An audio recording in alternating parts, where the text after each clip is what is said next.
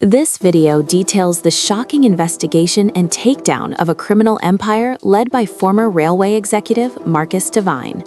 Devine exploited the jurisdictional blind spots of the U.S. interstate rail system to create a mobile, undetectable prison network.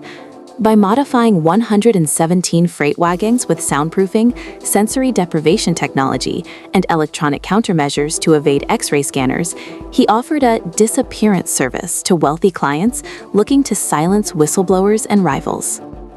The narrative follows the dual efforts of FBI Special Agent Jennifer Morrison, who used statistical analysis to link missing persons to rail routes, and Michael Torres, an investigative journalist who courageously allowed himself to be kidnapped while carrying a surgically implanted military-grade tracking beacon. His signal provided the smoking gun needed for federal intervention. The climax of the story is Operation Iron Chain, a massive, simultaneous tactical strike across 17 states. To prevent the criminals from executing the cargo upon discovery, 73 agencies coordinated to stop and storm 23 trains within a 17-minute window. The video concludes with the rescue of 156 survivors, the life sentence of Marcus Devine, and the lasting psychological and legal impact of this unprecedented case, including the creation of new railway safety laws. Imagine a prison that never stays in the same place long enough for a judge to sign a search warrant. Meet Marcus Devine. He wasn't just a millionaire, he was a former rail executive who realized that a building can be raided, but a train moving at 70 miles per hour across state lines is a moving target. By the time the FBI could get a warrant in one county, the evidence was already 2 states away.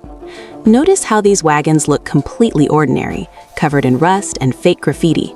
It's the perfect camouflage, hiding a high-tech nightmare inside the most mundane part of the American landscape. But what was happening inside these ghost wagons was far more sophisticated than just simple kidnapping. This wasn't just a cage, it was engineering applied to pure evil. Inside these 117 modified cars, Devine's engineers installed high-density polymers to swallow every scream. But look at this, they even installed electronic jammers in the chassis. When these trains passed through border X-ray scanners, security guards saw what looked like a solid block of industrial material. The technology literally erased the thermal signatures of the people trapped inside. It's a chilling reminder of how easily business as usual can mask a humanitarian crisis. With the victims effectively invisible, the FBI needed a miracle to find them. That miracle came in the form of a brave journalist. Michael Torres knew the only way to expose the truth was to become a victim himself. Torres had a military-grade beacon surgically implanted in his side before he was taken. Watch this red dot on the FBI's monitors. That is a human life moving at 95 kilometers per hour through the Wyoming plains.